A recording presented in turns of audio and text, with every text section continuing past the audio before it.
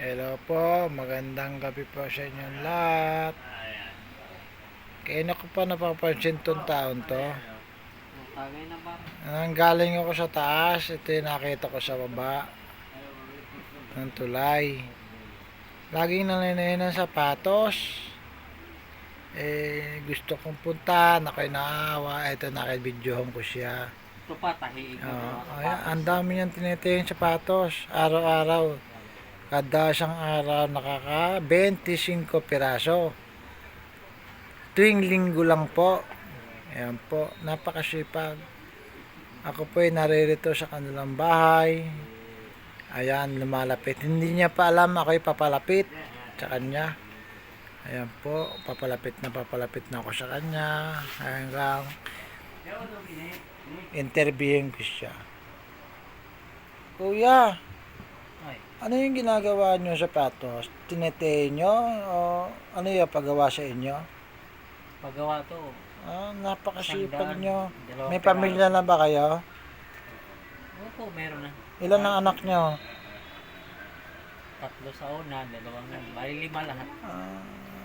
Pero may trabaho yung iba. Oo, meron. Napakasipag nyo talaga.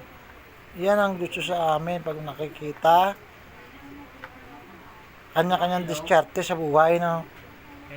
Kahit nagtagay-tagay, may pagkakitaan pa rin. Natagay ba kayo? Kami, hindi kami natagay. Ano lang to? Mga pampatulog. Pampatulog. Kasi may Para bisita may ako. aliwan. Kami mahirap din.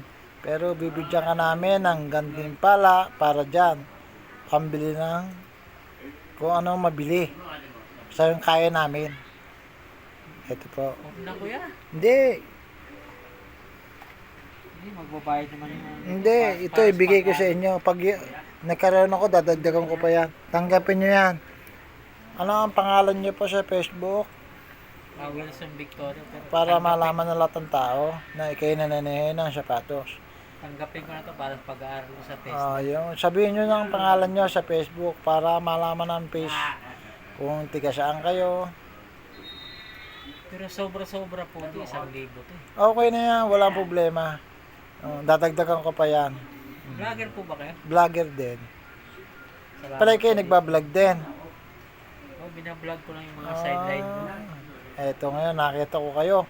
Matagal ko kayo napansin. 2 buwan na kayo napansin ko. Padaan-daan ako dito nananayin sapatos. Ngayon lang ako sa inyo nakapunta. Ay, salamat dito. Apo, wala naman. Followers.